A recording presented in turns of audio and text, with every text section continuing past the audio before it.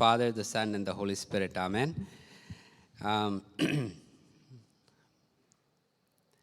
നിങ്ങളിൽ എത്ര പേര് എനിക്ക് വേണ്ടി ഏത് രീതി പ്രാർത്ഥിച്ചു എന്നുള്ളതാണ് ഒരു ചോദ്യം. അതായത് ഇവിടെ ജേക്കബ് അച്ഛൻ പറഞ്ഞു 4:30 എന്നുള്ളത് 4:45 അപ്പം തന്നെ ഒരു പ്രാർത്ഥന അവിടെ ഇവിടെയൊക്കെ ഉയർന്നിട്ടുണ്ട്. പണ്ട് ഒരു അമ്മച്ചി എന്ന അച്ഛനോട് തിരുമേനിയോട് പറഞ്ഞു, എൻ്റെ തിരുമേനി എന്തോരം പ്രസംഗമായിരുന്നറിയോ, തിരുമേനി വരേണ്ടതായിരുന്നു. തിരുമേനി പറഞ്ഞു, അമ്മച്ചി അത്ര നല്ല എന്തോ ഒരു ഉണർവായിരുന്നറിയാം. അമ്മച്ചി എന്തുവാ പ്രസംഗിച്ച, എൻ്റെ തിരുമേനി ആ പ്രസംഗം എന്നൊക്കെ പറഞ്ഞാൽ, ഒന്ന് പറഞ്ഞേ, ആ തുടക്കത്തിൽ എന്തോ പറഞ്ഞേ. തിരുമേനി ഞാൻ ആ തുടക്കത്തിൽ പോയില്ല, കാരണം ഞാൻ കുറച്ച് ലേറ്റായിട്ടാണ് ഞാൻ ചെന്നത്. പക്ഷേ എന്തോരം പ്രസംഗമായിരുന്നറിയോ. അപ്പം അമ്മച്ചി ആ അവസാന ഭാഗം, തിരുമേനി വീട്ടിൽ കോഴിയും കാര്യങ്ങളൊക്കെ ഉള്ളതുകൊണ്ട് ഞാൻ അവസാന ഭാഗം വരെ നിന്നില്ല, ഞാൻ അങ്ങ് പെട്ടെന്ന് ഇറങ്ങി. പക്ഷേ ആ പ്രസംഗം എന്നൊക്കെ പറഞ്ഞാൽ അങ്ങ് ഭയങ്കര. അപ്പോൾ എന്തോ ആ നടുക്കത്തെ ഭാഗം, തിരുമേനി ഞാനൊരു അല്പം ഒന്ന് മയങ്ങിപ്പോയി ആ സമയത്ത്. പക്ഷേ എന്നാലും ആ പ്രസംഗം. അപ്പം മിക്കവാറും ഇത് കഴിഞ്ഞ് നിങ്ങൾ ഇറങ്ങി ചായ കുടിക്കുന്ന സമയത്ത് അങ്ങോട്ടും ഇങ്ങോട്ടും ചോദിക്കുമ്പോൾ, വേറൊരാൾ ചോദിക്കുമ്പോൾ, എന്തോരം പ്രസംഗമായിരുന്നു. പക്ഷേ ഇത് പറയുന്നത് എന്തോ ആണെന്നുള്ള അലോങ് ജമീർ സാർ പറഞ്ഞ കാര്യങ്ങൾ ഞാൻ ഒരു 80-90% I have not heard what he has said before. പക്ഷെ ഞാൻ ആക്ച്വലി അടുത്ത ചില നിമിഷങ്ങളിൽ ജസ്റ്റ് കഥകൾ മാത്രം പറയാനാണ് ഉദ്ദേശിക്കുന്നത്. എന്നെ ചിലരൊക്കെ അവിടെ ഇവിടെയൊക്കെ കണ്ടപ്പോൾ പറഞ്ഞ് പണ്ടങ്ങാണ്ട് TV കണ്ടിട്ടുണ്ട്, കഥ പറയുന്ന ഒക്കെ നല്ലതാണെന്ന് പറഞ്ഞിട്ട് എനിക്ക് താല്പര്യം അതാണ് കഥ പറയാൻ. പക്ഷെ അത് കാരണം മനസ്സിൽ തങ്ങിയിരിക്കുന്ന കാര്യമാണല്ലോ എന്നുള്ളത്. അലോങ് ജമീർ സാർ ഒരു കാര്യം പറഞ്ഞത്, ഒരു വാക്യം ട്രാൻസ്ലേറ്റ് ചെയ്യുന്നതിന് എത്ര രൂപയാകുമെന്ന് കേട്ടായിരുന്നോ? എത്രയാവും? 300 to 400. One verse to be translated, it cost approximately 300 to 400. That's the first ever time I'm actually even thinking like that. അങ്ങനെ ചിന്തിച്ചിട്ട് പോലുമില്ല. പക്ഷെ ഒരു വാക്യത്തിൻ്റെ ശക്തി എന്താണെന്ന് ഈ കഥയിൽ നിന്ന് ഞാനൊന്ന് പറയാൻ ആഗ്രഹിക്കുന്നു. അവിടെ നിൽക്കുന്ന ആ വ്യക്തി, ഞാൻ ഉദ്ദേശിക്കുന്ന കൈ ഉയർത്തി നിൽക്കുന്ന കോട്ടിട്ട ആളല്ല, അതിനപ്പുറത്ത് നിൽക്കുന്ന വ്യക്തി വിയറ്റ്നാം എന്ന് പറഞ്ഞ ഒരു സ്ഥലത്തുള്ള ഒരു ക്രിസ്തീയ വിശ്വാസിയായിരുന്നു. അന്ധകാലത്ത് 1975 ആ സമയത്ത് വിയറ്റ്നാം യുദ്ധത്തെക്കുറിച്ച് നമ്മളെല്ലാം കേട്ടിട്ടുണ്ടല്ലോ. ആ സമയത്ത് ഇംഗ്ലീഷ് അറിയാവുന്നതിൽ വളരെ ചുരുക്കം ആൾക്കാരുണ്ടായിരുന്നതിൽ ഒരു വ്യക്തിയായിരുന്നു ഈ വ്യക്തി. ഹെയ്ൻ ഫാം എന്നെങ്ങാണ്ടാണ് അദ്ദേഹത്തിൻ്റെ പേരവിടെ ഇരിക്കട്ടെ. So he used to translate for a lot of missionaries who used to come to the country. പക്ഷേ അതിനുശേഷം കമ്മ്യൂണിസ്റ്റുകാർ ആ രാജ്യം ഏറ്റെടുത്ത് കഴിഞ്ഞപ്പോൾ ക്രിസ്ത്യാനികളെ തെരഞ്ഞുപിടിച്ചപ്പോൾ ഇവനെയും പിടിച്ചു. കാരണം you are friends of missionary, നീ ക്രിസ്ത്യാനി അല്ലെന്ന് പറഞ്ഞാലും ഞങ്ങൾക്കറിയാം, കാരണം നീ ട്രാൻസ്ലേറ്റ് ചെയ്യാറുണ്ടായിരുന്നു. പിടിച്ചു. Now യൂഷ്വലി അന്നത്തെ കാലത്ത് കമ്മ്യൂണിസ്റ്റുകാരെ പിടിച്ച് ജയിലിലാക്കി കഴിഞ്ഞാൽ അവർ ചെയ്യുന്ന ഒരു കാര്യം ഇസ് ടു ബ്രെയിൻ വാഷ് ചെയ്യും. ആ ബ്രെയിൻ വാഷ് എന്ന് പറഞ്ഞു കഴിഞ്ഞാൽ രാവിലെ തൊട്ട് വൈകിട്ട് വരെ പറഞ്ഞു കൊടുക്കുന്നത് ദൈവം ഇല്ല, നിങ്ങളീ പറയുന്ന ക്രിസ്ത്യാനിത്വം കറക്റ്റ് അല്ല, ഇത് അമേരിക്കക്കാരുണ്ടാക്കി വെച്ചിരിക്കുന്ന ഒരു കാര്യമാണ്. നമ്മളിൽ ആരെങ്കിലും ഞാൻ ഇനി അടുത്ത 2 കഥ കഴിഞ്ഞ് വേറൊരു കഥയും കൂടെ വരുന്നുണ്ട്. ഇന്നും ഞാൻ പറയുന്നത് ആക്ച്വൽ ട്രൂത്താണ്. ഞാൻ ഈ കഴിഞ്ഞ ആഴ്ച പോയിട്ട് വന്ന് കേട്ടാണ്. Even today in one of the countries there, it is taught in schools that Christianity is an American religion and you should not convert. സ്കൂളിൽ പിള്ളേരെ പഠിപ്പിക്കുന്നുണ്ട്. ഞാൻ എൻ്റെ നേരെ പറഞ്ഞ കാര്യം ഇത്. ഞാൻ പക്ഷെ പറയുന്നത് 1970-കളിലാണ്. സോ ഇദ്ദേഹം ഇതെല്ലാം കേട്ടു, എല്ലാ ദിവസവും പ്രാർത്ഥിക്കും. പക്ഷെ ഇത് കേട്ട് മനസ്സ് ഏകദേശം ഇങ്ങനെ ഇളകി, ഇത് ദൈവം ഇല്ല എന്നുള്ള ഒരു ചോദ്യം വരും. പിന്നെയും വിശ്വസിക്കും, കാരണം ഒന്നുമില്ല, ബൈബിൾ പോയിട്ട് സുഹൃത്തുക്കളില്ല, ആരോടും സംസാരിക്കാനില്ല, നത്തിങ്. അങ്ങനെ ഇരിക്കുമ്പോൾ ഒരു ദിവസം ഇദ്ദേഹം തീരുമാനിച്ചു, ഇനിയും ഞാൻ പ്രാർത്ഥിച്ചിട്ട് ഒരു കാര്യമില്ല, ദൈവം ഉത്തരം അരുളിയിട്ടില്ല, അതുകൊണ്ട് ദൈവം ഇല്ലാതെ തന്നെ ഞാൻ വിശ്വസിക്കുകയാണെന്ന് വിശ്വസിച്ചു. അന്ന് രാത്രി കിടന്നുടങ്ങി. പിറ്റേ ദിവസം രാവിലെ അദ്ദേഹത്തിനൊരു വാർത്ത വരികയാണ്, നിൻ്റെ ഡ്യൂട്ടി മാറ്റി. പ്രിസണിനകത്ത്, കാരാഗ്രഹത്തിലുള്ള പ്രിസണിനകത്തുള്ള your duty has been changed. New assignment. എങ്ങോട്ട് അസൈൻ ചെയ്തത്? കക്കൂസ് കഴുകാൻ. ഏറ്റവും ഹീനകരമായിട്ടുള്ള, ഏറ്റവും പ്രയാസകരമായിട്ടുള്ള ഒരു ജോലി. എന്നുവെച്ചാൽ ആ പ്രിസണിൽ ഇനി അതിൽ താഴ്ന്ന പരിപാടി ഇല്ല. അത് വെള്ളമില്ല, നമ്മളീ പറയുന്ന പോലെ സോപ്പും പരിപാടികളൊന്നുമില്ല.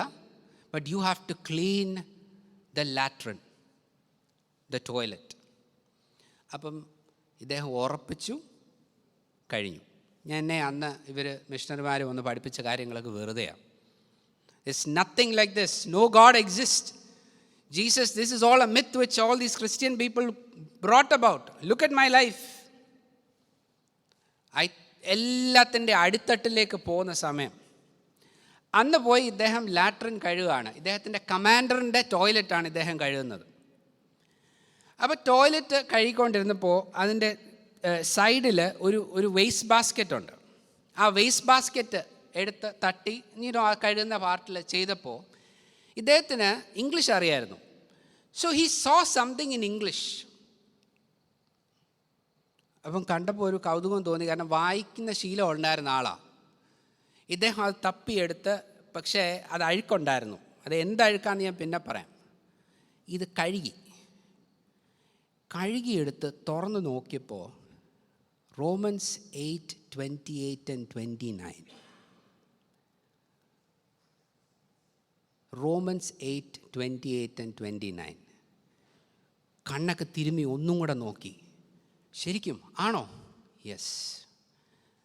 All things work together for good for them that love God and are called according to his purpose. അടുത്ത വാക്യം, whether be life or death, nothing can separate you from the love of God. ജീവനോ മരണമോ ദൂതനോ മനുഷ്യനോ എന്തും ദൈവത്തിൻ്റെ സ്നേഹത്തിൽ നിന്ന് നമ്മളെ വേർപിരിക്കാൻ പാടില്ല. ഇദ്ദേഹം ഞെട്ടി, ഇതെങ്ങനെ ഇവിടെ വന്നു? അത് അടുത്ത ചോദ്യം. ആലോചിച്ചപ്പോഴാണ് മനസ്സിലായത്. ചില ദിവസങ്ങൾക്ക് മുൻപ്, ഇന്ന് രാവിലെ ഒരു കാര്യം പറഞ്ഞായിരുന്നല്ലോ നമ്മുടെ തിയോഡോഷ്യസ് മെത്രോപ്പൊലീത്ത. ബൈബിൾ എടുത്ത് എന്ത് ചെയ്ത് കമ്മ്യൂണിസ്റ്റുകാർ? കീറിയിട്ട് ഇദ്ദേഹം ഇത് ടോയ്ലറ്റ് പേപ്പറായിട്ട് ഉപയോഗിച്ചു. ആര്? കമാൻഡർ. ആ ടോയ്ലറ്റ് പേപ്പർ എടുത്ത് അതിനകത്ത് ഇട്ടതാണ് ഈ കിടക്കുന്നത്. പിറ്റേ ദിവസം ഹൈൻ പറഞ്ഞു, I want the latrine duty. എനിക്ക് കക്കൂസ് കഴിയുന്ന ഡ്യൂട്ടി വേണോന്ന് അങ്ങോട്ട് ചോദിച്ചു. എന്താടാ നിനക്ക് കക്കൂസ് വേണം ഇത്ര ഇഷ്ടമോ? Yes, I want to. പോകാൻ തുടങ്ങി. എല്ലാ ദിവസവും കിട്ടുന്നുണ്ട്. ബിക്കോസ് കമാൻഡർ അത്രയ്ക്കും ദേഷ്യമുള്ളവനാണ്. പക്ഷെ അവൻ അറിയുന്നില്ല, ആ ഒരൊറ്റ വാക്യശകലം is what sustained this one man for his life. 300 rupees or 400 rupees is nothing compared to the cost of a soul. ഇല്ലേ? ഒരാത്മാവിൻ്റെ വില 300-400 രൂപയൊന്നും അല്ല, അതിലും എത്രയോ അധികമാണ്. ഈ ഹൈൻ ഇതെല്ലാം കഴിഞ്ഞിട്ട് അവർ എസ്കേപ്പ് ചെയ്യാനായിട്ട് പ്ലാൻ എല്ലാം ഇട്ടിങ്ങനെ നിൽക്കുക. ഇപ്പം ദൈവത്തിലുള്ള പഴയ വിശ്വാസത്തെക്കാളും ഭയങ്കരമായിട്ട് ഉറപ്പിച്ചുള്ള വിശ്വാസം.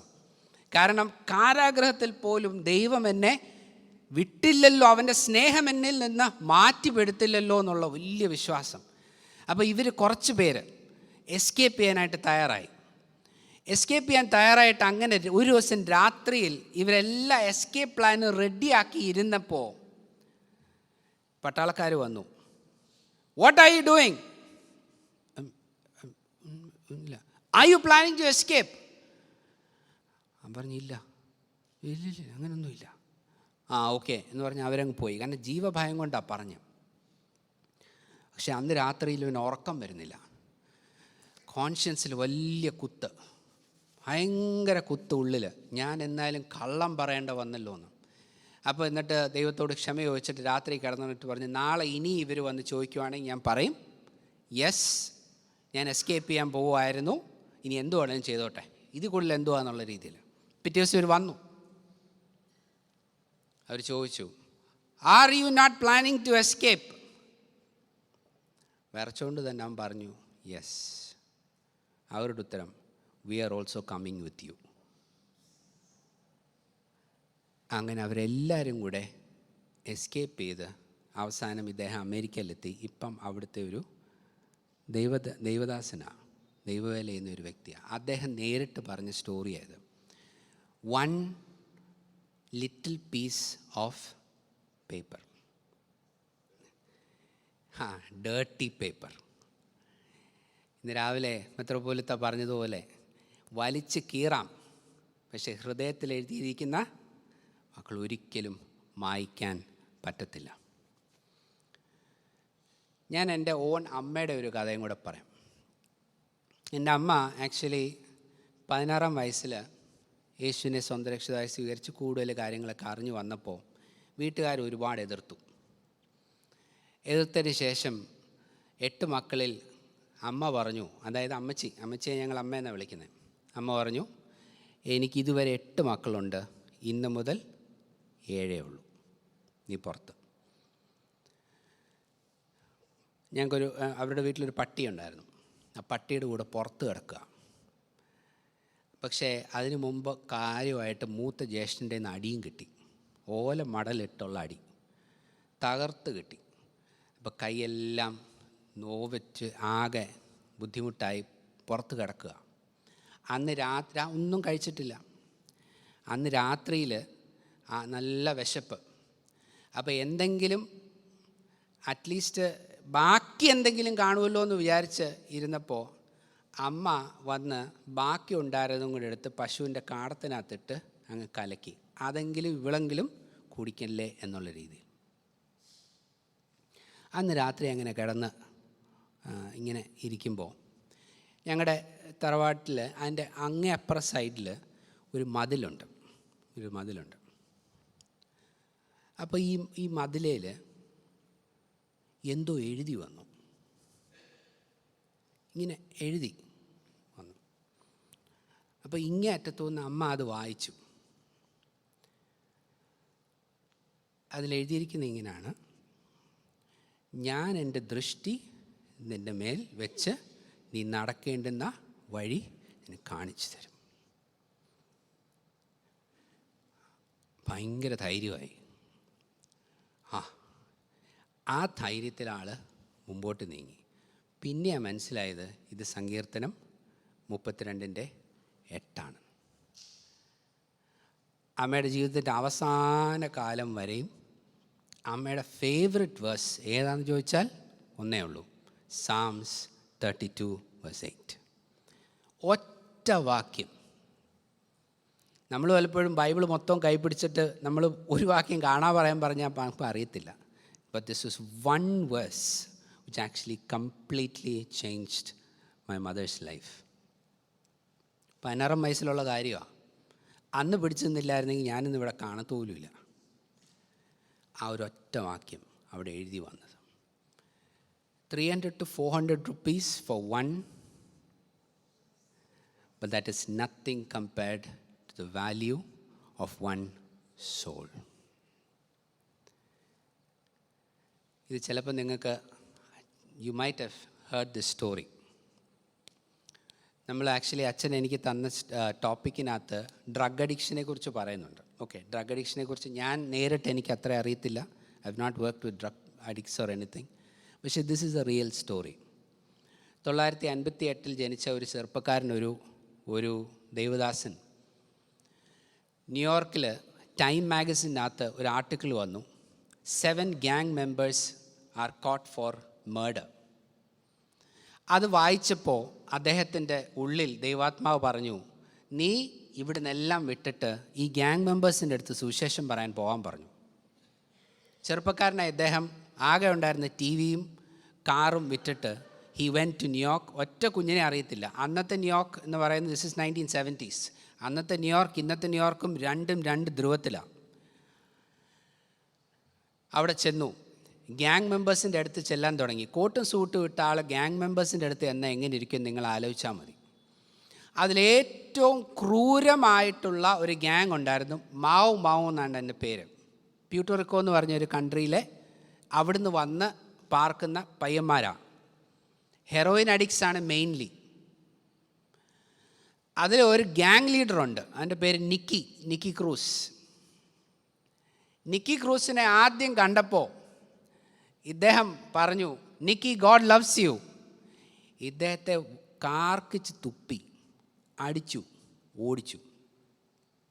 അടുത്ത പ്രാവശ്യം കണ്ടപ്പോൾ പറഞ്ഞു, നിന്നെ ഞാൻ വെട്ടി നുറുക്കുമെന്ന് പറഞ്ഞപ്പോൾ ഇദ്ദേഹം തിരിച്ചു പറഞ്ഞു, even if you cut me into 1,000 pieces, each piece will cry out Jesus loves you. ഈ നിക്കിക്ക് എന്തോ തിരിച്ച് പറയണമെന്ന് അറിയാൻ മേല. കാരണം ഇങ്ങനൊരു മനുഷ്യനെ കണ്ടിട്ടില്ല. ദേഷ്യപ്പെടുവാണെങ്കിലല്ലേ 2 കൊടുക്കാൻ പറ്റത്തുള്ളൂ. ഇയാൾക്ക് ഇത്രയും വിവരം ഇല്ലയോ എന്ന് പറഞ്ഞിട്ട് ഇങ്ങനെ നിന്നു. വഴിയോരത്ത് പ്രസംഗിക്കുമായിരുന്നു ഇദ്ദേഹം.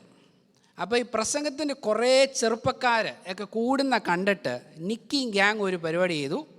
ഏറ്റവും വലിയൊരു മീറ്റിങ്ങിൽ പോയങ്ങിരുന്നു. എന്നിട്ട് മീറ്റിംഗ് തുടങ്ങുമ്പോൾ ഇങ്ങേരുടെ ഈ മീറ്റിംഗ് പൊളിക്കണം എന്ന് പറഞ്ഞ് തന്നെ പോയിരുന്നു. ഇദ്ദേഹം അവിടെ പ്രസംഗിക്കാൻ തുടങ്ങി. എന്തോ കാരണത്താൽ നിക്കിയും ഗ്യാങ്ങിനും തിരിച്ചൊന്നും പറയാൻ മേലാതെ ഇങ്ങനെ സ്റ്റക്കായിട്ട് അവിടെ ഇരുന്നു. ഒരു വാക്യം വന്നപ്പോൾ അതിങ്ങനെയാണ്, വാക്യം ഇതാണ്, യോഹന്നാൻ്റെ സുവിശേഷത്തിൽ, whomever the son sets free is free indeed. പുത്രൻ നിന്നെ സ്വതന്ത്രനാക്കിയാൽ നീ സാക്ഷാൽ സ്വതന്ത്രൻ. അത് കേട്ട നിക്കി അവിടെ മുട്ടുമേൽ വീണു കരയാൻ തുടങ്ങി. എന്താ സംഭവിച്ചതെന്ന് ആർക്കും മനസ്സിലായില്ല, അവനും മനസ്സിലായില്ല. അന്ന് അവൻ്റെ ഹീറോയിൻ അഡിക്ഷൻ തീർന്നു. സാധാരണ usually if you are addicted to any substance you have what is called withdrawal. Withdrawal എന്ന് പറഞ്ഞാൽ നമ്മൾ കള്ളുകുടിയന്മാരുടെ അടുത്ത് കള്ളു കുടിക്കില്ലെന്ന് പറഞ്ഞു കഴിഞ്ഞാൽ ആദ്യത്തെ ഒരു അറ്റ്ലീസ്റ്റ് ഒരു 10-12 ദിവസം അവൻ്റെ it's a difficult phase. Nicky ക്രൂസിൻ്റെ സാക്ഷ്യത്തിനകത്ത് ഒറ്റ ദിവസം ടക്ക് കട്ട് ഗോൺ. അടുത്ത ആഴ്ച തൊട്ട് പ്രസംഗിയനായി മാറി. നിക്കി ക്രൂസ് ഔട്ട്റീച്ച് ഇപ്പോഴും നടക്കുന്നുണ്ട് ലോകത്ത് പല ഭാഗത്തായിട്ട്. ആ ന്യൂസ് ക്ലിപ്പിംഗ് ആണ് ഞാൻ ഈ കാണിക്കുന്നത്. This is the actual news clipping.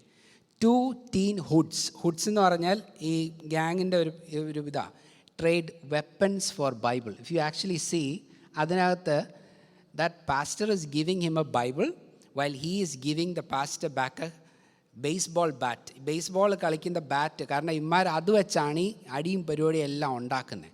So exchange ചെയ്യുക. വന്ന വാർത്തയത് ഡ്രഗ് അഡിക്ഷൻ ഒറ്റ ദിവസം കൊണ്ടാണ് ദൈവം ആക്ച്വലി ചേഞ്ച് ചെയ്തത്. ഒരുപക്ഷെ നമ്മുടെ മക്കളാരും ഡ്രഗ് അഡിക്ഷനിലായിരിക്കില്ല, പക്ഷേ മൊബൈൽ അഡിക്ഷനിലായിരിക്കും. അത് കൊച്ചുമക്കളായിരിക്കാം, മക്കളായിരിക്കാം. That's a big problem. The same word of God can work in the same exact way even if it's a mobile addiction. ഇതാണ് ഞാൻ പറഞ്ഞത്. I just recently traveled here. ഇത് നമ്മൾ ആരും we may not have actually heard about this place much, but I want to share what God's word can do. Myanmar Thailand ബോർഡറിലുള്ള ഒരു refugee ക്യാമ്പാണിത്.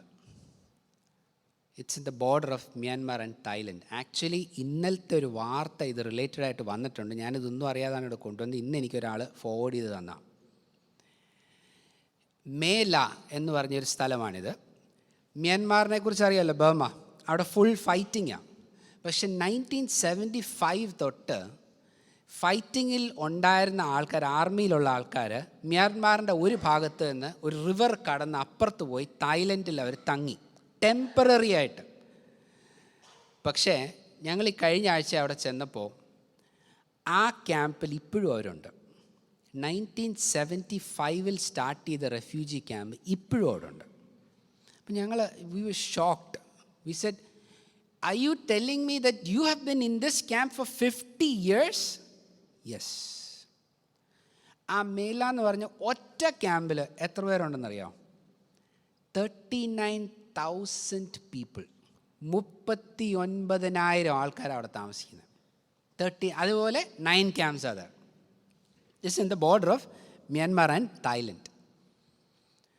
Question: refugee camp എന്ന് പറയുമ്പോൾ നിങ്ങൾക്ക് പുറത്ത് പോകാമോ? പറ്റത്തില്ല. You can go out. നിങ്ങൾക്ക് മ്യാൻമാർ സിറ്റിസൺ ആണോ? അല്ല. തായ്ലൻഡ് സിറ്റിസൺ ആണോ? അല്ല. UN-കാർ അക്സെപ്റ്റ് ചെയ്തിട്ടുണ്ട് റെഫ്യൂജീസ് ആണെന്ന്, അത്രേ ഉള്ളൂ. പുറത്ത് പോയി ജോലി ചെയ്യാൻ പറ്റത്തില്ല. എല്ലാം അകത്താ, ഫുൾ. ഒരു 2 സ്ക്വയർ കിലോമീറ്ററിലാണ് ഈ ക്യാമ്പ് ഈ കിടക്കുന്നത്. ഇതുപോലുള്ള വീടുകൾ. അവിടെ മരിച്ച എത്രയോ പേരുണ്ട്. അവിടെ ഉള്ള പിള്ളേർ, ഞങ്ങൾ കണ്ട പിള്ളേർ, ചെറുപ്പക്കാരെല്ലാം അവിടെ ജനിച്ചവരാ. അവരുടെ ഫ്യൂച്ചർ എന്തുവാ? ഇവിടെ തന്നെയാണ്. ഞങ്ങൾ വളരെ നിരാശപ്പെട്ട് ഞങ്ങൾ ഇത് കണ്ടിട്ട് നിരാശപ്പെട്ടിരുന്നപ്പോൾ, ഇതാണ് ആക്ച്വലി ആ സ്ഥലം എന്ന് പറയുന്നത്. This is just to show you from where they have come. Basically from Myanmar ഒരു ചെറിയൊരു റിവറുണ്ട്. ആ റിവർ ക്രോസ് ചെയ്തതിൻ്റെ അപ്പുറത്തിറങ്ങി ആ മേല എന്ന് പറഞ്ഞ സ്ഥലത്താണ് അവർ. പക്ഷെ ഞങ്ങൾ ചെന്നപ്പോൾ ഞങ്ങളെ ഞെട്ടിച്ച ഒരു കാര്യം, ഞങ്ങളെ ആദ്യം കൊണ്ട് ഇറക്കിയത്, ഞങ്ങളെ കൊണ്ടുപോയത് ഓഫ് കോഴ്സ് ക്രിസ്ത്യൻ മിഷണറീസ് ആണല്ലോ. സ്പെഷ്യൽ പാസും പെർമിഷനും ഒക്കെ എടുത്ത് ഞങ്ങൾ ഇന്ത്യൻസ് ആണെന്ന് അറിഞ്ഞപ്പം രാജ്യത്തിൻ്റെ ബോർഡർ പോലെ ഈ ഡിസ്ട്രിക്റ്റിലൊരു ബോർഡറുണ്ട്, അവിടെ വണ്ടി നിർത്തി ഞങ്ങളെ പുറത്തിറക്കി പ്രത്യേകം പടവെടുത്ത് പാസ്പോർട്ട് കാണിച്ച് അത് ഇത് കുറേ പരിപാടി കഴിഞ്ഞിട്ട് അകത്ത് കയറിയ. ഞങ്ങൾ ചെന്നപ്പോൾ കണ്ട അവിടെ there is a Bible school inside the refugee camp. ഞങ്ങൾ ആദ്യം ഇത് BTH year 1, year 2, year 3 എന്നൊക്കെ എഴുതി വെച്ചേക്കുന്നു. നോക്കിയപ്പോൾ പഠിത്തം നടക്കുക, ആക്ച്വൽ ടീച്ചിങ് ഈസ് ഹാപ്പനിങ്. അതിന് ഞങ്ങളിങ്ങനെ കുറച്ച് അങ്ങോട്ട് റിയൽ ടീച്ചിങ് ഈസ് ഹാപ്പനിങ്. ഞങ്ങൾ ചോദിച്ചു, you are in A refugee camp? They said yes, but we have a Bible school. None of you will believe how many students are actually studying there. Along sir actually said graduation usually we used to have 260, no? Right now in that Bible school 700 students are studying. 700. 700 കുട്ടികൾ അവിടെ പഠിക്കുന്നുണ്ട്. ഞങ്ങൾ wonder അടിച്ച് ഇങ്ങനെ നിൽക്കുക. We said 700 students are studying in this refugee camp Bible school? He said yes. So we asked why? കാരണം അവർക്ക് എങ്ങും പോകാനില്ല. They have no where to go. ഇത് കഴിഞ്ഞ് അവർ എവിടെ പോകാനാണ്? ഇതിനകത്ത് മാത്രം എന്തെങ്കിലും മിനിസ്ട്രി ഉണ്ടെങ്കിൽ ചെയ്യാം. പേരൻസ് അവരെ ബൈബിൾ സ്കൂളിൽ വിടുന്നതിൻ്റെ reason is, 1, they will never get entangled in the drug addiction and everything. Second, that is the only hope they have. Now ഞങ്ങൾ ഇങ്ങോട്ട് വരുന്ന വഴിക്ക്, before we were about to get out of the refugee camp, അവിടുത്തെ current principal was a very old man. അദ്ദേഹം എഴുതിയൊരു poem അവിടെ എഴുതി വെച്ചിട്ടുണ്ട്. Hope you can see this. I will read its out, okay? Our living testimony. They call us displaced people, but praise God we are not misplaced. They say they see no hope for the future, but praise God, our future is as bright as the promises of God. They say that the life of our people is a misery, but praise God, our life is a mystery. For what they say is what they see, but what they see is temporal. But ours is eternal. All because we put ourselves in the hand of God we trust.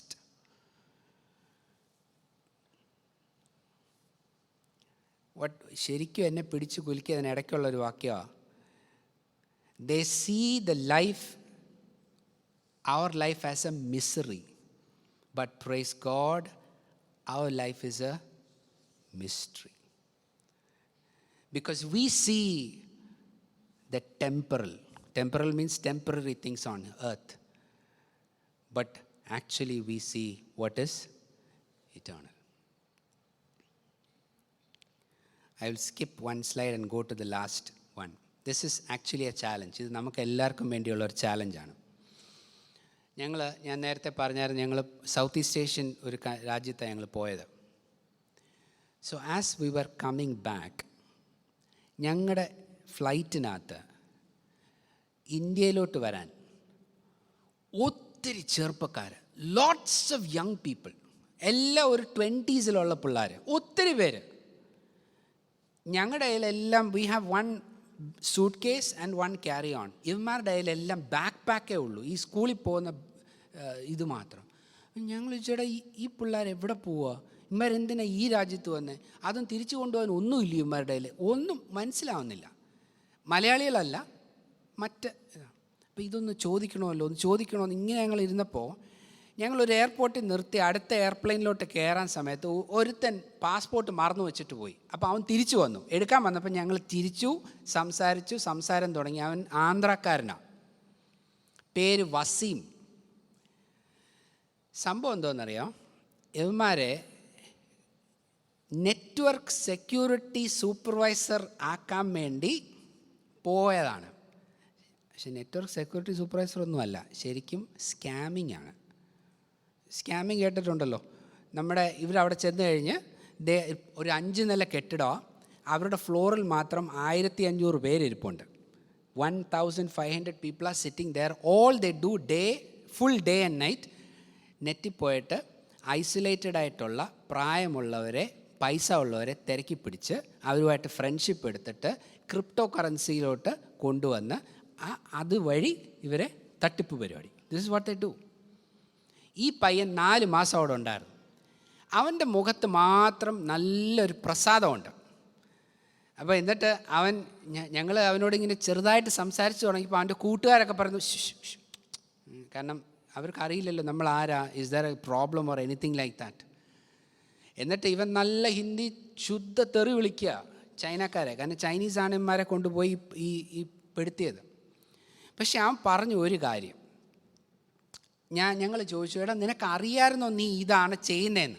അപ്പോൾ അവൻ പറഞ്ഞ ഉത്തരം ഇതാണ്, initially I didn't understand because network supervisor എന്ന് പറഞ്ഞു കഴിഞ്ഞാൽ ഇത് so we have കാരണം ഇവരെ ഓരോ തട്ടായിട്ട് തിരിച്ചിരിക്കുകയാണ്. ഇവന് ഇത്രയും വരെ ചെയ്താൽ മതി, അടുത്ത ആളാണ് ചെയ്യേണ്ടത്. സോ ഇവർ തമ്മിൽ റിലേഷൻ ഇല്ലാത്തതുകൊണ്ട് അറിയത്തില്ല ഇവൻ എന്താ ചെയ്യുന്നതെന്ന്. പക്ഷേ 1 മാസം കൊണ്ട് കഴിഞ്ഞപ്പോൾ ഇവൻ്റെ supervisor came and said him, Wasim, do you know what you are doing? He said no. Explain ചെയ്ത് കൊടുത്തു ഇവൻ ഈ പരിപാടിയാണ് ചെയ്യുന്നതെന്ന്. അവൻ പറഞ്ഞ് അന്ന് തൊട്ട് അവൻ്റെ ഉള്ളിൽ വലിയൊരു ഭയങ്കര ഗിൽറ്റി ഫീലിംഗാണ്. അതുകൊണ്ട് എങ്ങനെയെങ്കിലും തിരിച്ചു വന്നാൽ മതിയെന്നായെന്ന് പറഞ്ഞു.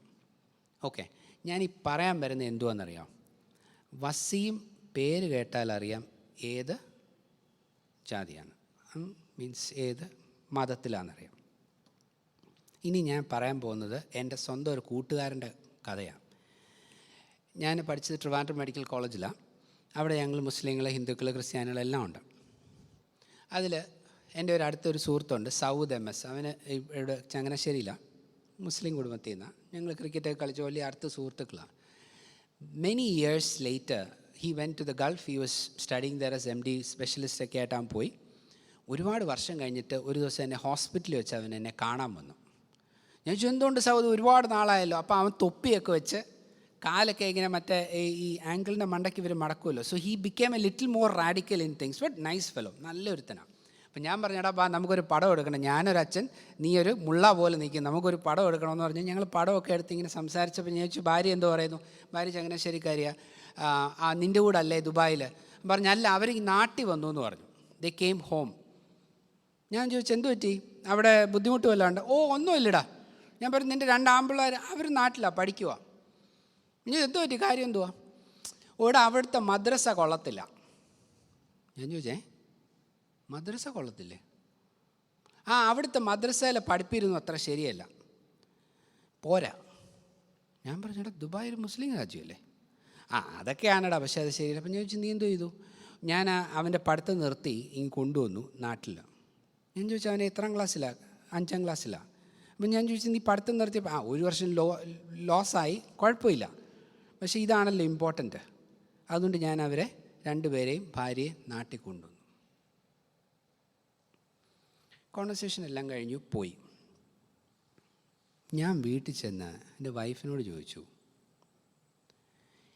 ഏതെങ്കിലും ഒരു ക്രിസ്ത്യാനി ഇങ്ങനെ ചെയ്യുമോ?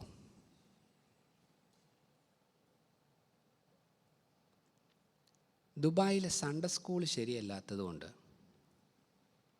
അവൻ്റെ പഠിത്തം 1 വർഷത്തിൽ ഹാഫ് വെച്ച് കട്ടായി 1 വർഷം ലൂസ് ചെയ്തിട്ട് നാട്ടിൽ വന്ന് വീണ്ടും പഠിക്കുക 5ാം class.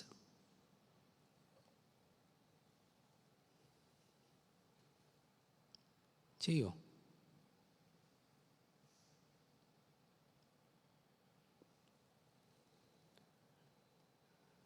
My challenge is very simple. സങ്കീർത്തനം 78 പറയുന്നു, we are supposed to tell our next generation the acts of God. അടുത്ത തലമുറയെ ദൈവ വഴികൾ പറഞ്ഞ് പഠിപ്പിക്കേണ്ടതും കൊടുക്കേണ്ടതും നമ്മളാണ്. പക്ഷേ ആ സമയമാകുമ്പോൾ നമ്മളെന്തോ പറയും, അത് കുഴപ്പമില്ല, അതൊക്കെ അഡ്ജസ്റ്റ് ചെയ്യാം, വി ക്യാൻ ഹാൻഡിൽ ഇറ്റ്, നിങ്ങൾ ചെയ്തോ, അതൊന്നും ഇഷ്യൂ അല്ല. Here is a Muslim doctor, okay, അവൻ MD മെഡിസിനാണ്, അവൻ മണ്ടനല്ല, എൻ്റെ വൈഫ് ഡെൻറ്റിസ്റ്റാണ്, പൈസയ്ക്ക് ഒരു കുറവുമില്ല. Will you ever prioritise? When I say when you means will any Christian, I can challenge any Christian. നമ്മുടെ താഴത്തെ പിതാവ് പറഞ്ഞ പോലെ ഏതെങ്കിലും ഒരു ക്രിസ്ത്യാനി ഉണ്ടോ who will actually place God, church, Sunday school and Christian education higher than secular education? ഉണ്ടോ? We tell all about God's word. And I was so surprised to hear there's an 18-year-old who is working with Bible Society there, or at least he's, helping. അടുത്ത തലമുറ എവിടെയാ? We have no one to blame except ourselves. വേറെ ആരെ നോക്കുകയൊന്നും വേണ്ട. സ്കൂളിൽ അവർ 8 മണിക്കൂർ what ever it is, നമ്മൾ സ്കൂളിലൊക്കെ പോയതല്ലേ. We have no one else to blame but ourselves. We are Bible Society, we are printing Bibles for others. But right at our homes, our children have too many Bibles and they don't even read it. They don't want to read it because we never prioritize anything related to that. I want to finish with this illustration. I brought this actually with me. അതായത് ഇത് actually എൻ്റെ കയ്യിലിരിക്കുന്ന നോട്ടിൻ്റെ പടം ഞാൻ രാവിലെ എടുത്ത ഒരെണ്ണം ഒരു $1 ബില്ലാണ്, ഓക്കെ. മറ്റേത് it's A 10,000 keep. Keep is Lao എന്ന് പറഞ്ഞൊരു കണ്ടുണ്ട്, ലാവോസ്, LAOS എന്ന് പറയും, പക്ഷേ ആക്ച്വലി പ്രൊനൗൺസിയേഷൻ ലാവോ എന്നാണ്. ലാവോയിലെ 10,000 കിപ്പാണ്, കിപ്പ് എന്നാണ് എൻ്റെ പേര്. ഞാനിത് അടുപ്പിച്ച് വെച്ചതിൻ്റെ റീസൺ വേറൊന്നുമല്ല. $1 is equal to 21,000 keep.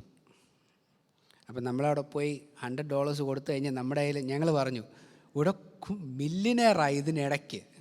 You actually getting notes in 10,000 and 100,000. പക്ഷേ ഒരു ബോട്ടിൽ വെള്ളത്തിന് 15,000 കേട്ടോ. 15,000.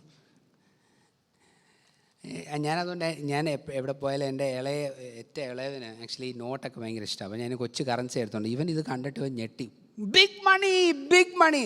ഞാൻ പറഞ്ഞു ബിഗ് മണി, ഒരു ചിപ്സ് പോലും കിട്ടത്തില്ല ഈ ബിഗ് മണി വെച്ച്. ബട്ട് ഞാൻ വെച്ച എന്താണെന്നറിയാമോ? What is more valuable? എണ്ണത്തിൽ 10,000 എന്ന് പറഞ്ഞാലും വാല്യൂവിൽ 50 പൈസയേ ഉള്ളത്. ഞാൻ ഒത്തിരി വായിക്കുന്ന ആളാണ്. I read a lot. I read secular books quite a lot and I like reading. But there's nothing to compare with the wisdom of God's word, period. One verse could be equal to 20,000 verses from other secular books. No comparison, no comparison. And like I said, one translation of one verse is 300 to 400 rupees, but that's nothing compared to the value of one soul. May the Lord bless us with these words and help us to remember at least some of the stories which I have shared, so that we can pray more effectively, support by prayer, support by financial resources. But more than anything else, I'm very concerned about our next generation, because എനിക്ക് 4 പിള്ളേരുണ്ട്. I can see what is happening in their life and how difficult it is with some of their friends and them. So let us actually, while we are helping print Bibles and giving to others right inside our home, take the challenge of my friend who is a Muslim who actually did that for his children. May the Lord bless us. Thank you.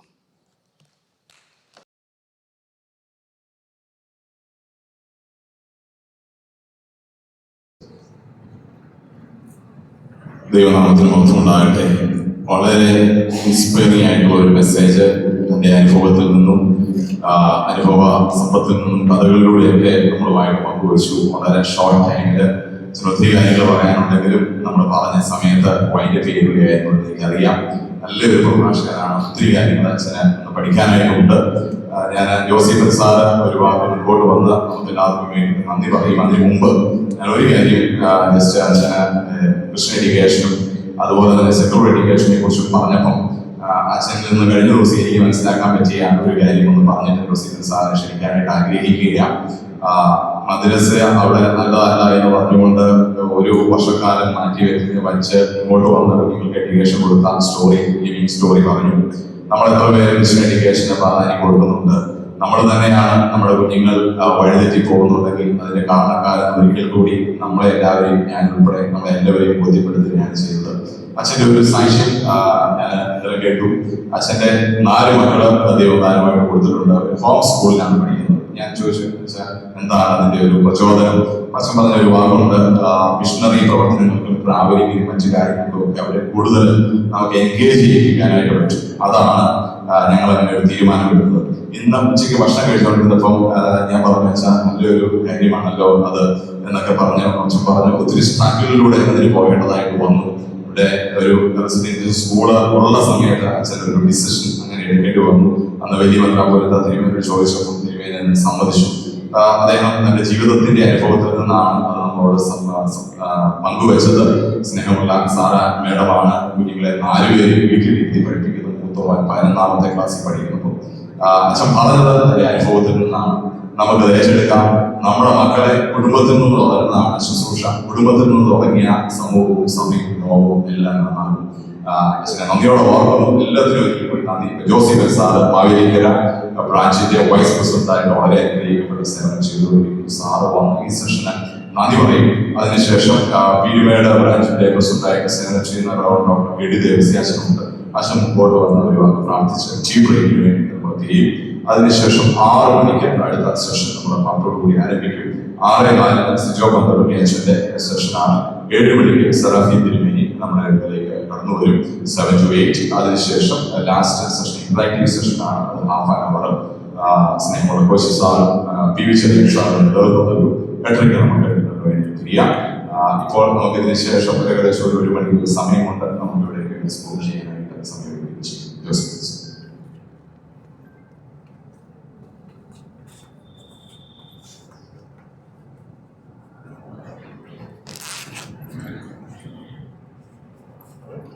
ദൈവനാമത്തിന് മഹത്വം ഉണ്ടായിരിക്കട്ടെ.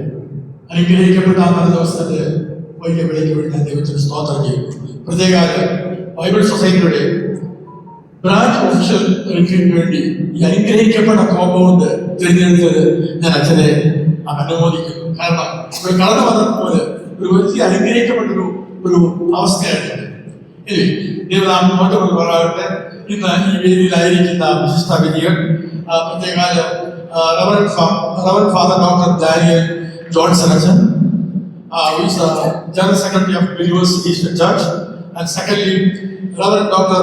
Alok Jamir, the Director of Translation from Bangalore, and Reverend Jacob Anthony, the whole and soul of this program. And I take this opportunity to thank each and everybody.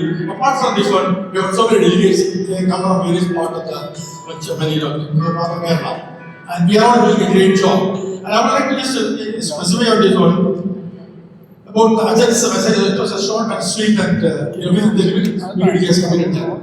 And basically, our theme was like this: വ്യത്യസ്തരാകാൻ ധൈര്യം കാണിക്കുക, വചനത്തിന്റെ ശക്തിയിലൂടെ ആസക്തികളെ മയക്കുമരുന്ന മാധ്യമങ്ങൾ തുടങ്ങി അറിയിക്കുക. But in this case, with power presentation, he has a wonderful thing. I'll tell you. Normally, what happens when you listen in the afternoon time, a meeting or something like that, you feel like sleeping. But I'm really, I was watching here and there. The time when he stood up in that dais, it was fantastic. Thank you, Achha. You did a wonderful thing. And it was really inspiring. that give a good handpiece. And I think it's a great opportunity to thank one and all, especially Achat for the great message, inspiring message through the PPT, which is in the present situation, that is the first thing which is striking our memories and all. Rather than, talking so many things, with little things, with PPT had done it. Thank you very much, and I take this opportunity to thank once again everybody, and have a good time. And I'm also very happy that I could be here in this camp. Thank you.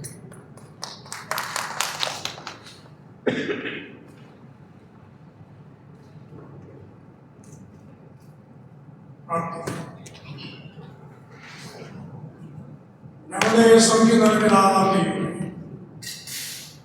അബ്രഹാമിന്റെയും ഇസ്ഹാക്കിന്റെയും യാക്കോബിന്റെ ദൈവമായി ഞങ്ങളുടെ ദൈവമേ, ഞങ്ങളുടെ കർത്താവേ, ഞങ്ങളുടെ പിതാവേ, ഞങ്ങളുടെ രാജാവും ഞങ്ങളുടെ കർത്താവുമായ യഹോവയാം ദൈവമേ, അവിടുത്തെ വചനങ്ങൾ ശക്തിയേറിയതെന്ന് ഒരിക്കൽ കൂടെ കേൾക്കുവാനും ഞങ്ങൾക്ക് അവിടുത്തെ വചനത്തെ ചിന്തിപ്പാനും തന്ന സമയത്തിനും ആയുസ്സിനും ആരോഗ്യത്തിനും സാഹചര്യത്തിനുമായി സ്തോത്രം. ഹല്ലേലൂയ.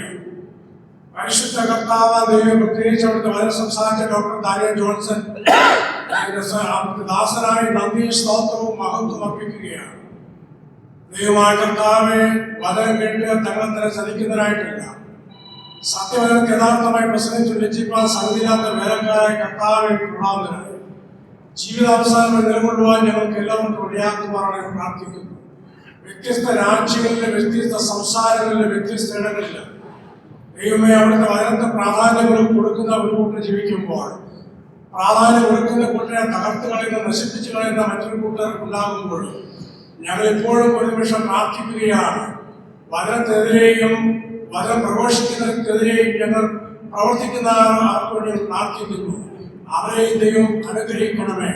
അവിടുത്തെ അനുഗ്രഹത്താൽ അവരും രൂപാന്തരപ്പെടട്ടെ, മാനസാന്തരപ്പെടട്ടെ, അവരും ദൈവരാജ്യത്തിന് അവകാശമാക്കി തീരട്ടെ. ഞങ്ങൾ ഒരുമിച്ച് പ്രാർത്ഥിക്കുകയാണ്. ഞങ്ങളെ കൂടുതൽ നിമിത്തം ദൈവമായ കർത്താവേ, നിന്റെ വചനത്തെ ഏതെല്ലാം വിധത്തിൽ ആരുടെയെല്ലാം മുമ്പിൽ പ്രസാദിക്കാൻ കഴിയുമോ കർത്താവെ പ്രകാരം ചെയ്യുവാൻ ഞങ്ങൾക്ക് ഇടയായി തീരുമാനമാകണമേ. ബൈബിൾ വിശ്വസിച്ചതിന് വേണ്ടി പ്രത്യേകമായി പ്രാർത്ഥിക്കുകയാണ്. എല്ലാ ഭാരവാഹികളെയും പ്രാർത്ഥിച്ച് അനുഗ്രഹിക്കുമെന്ന് സ്തോത്രം. സർവശക്തനാം ദൈവമേ, ഞങ്ങളെല്ലാവരെയും അവിടുന്ന് അനുഗ്രഹിക്കുന്നു. ഞങ്ങളുടെ പ്രാർത്ഥന കേട്ടതിനായി സ്തോത്രം. യേശു ക്രിസ്തുവിന്റെ നാമത്തിൽ തന്നെ.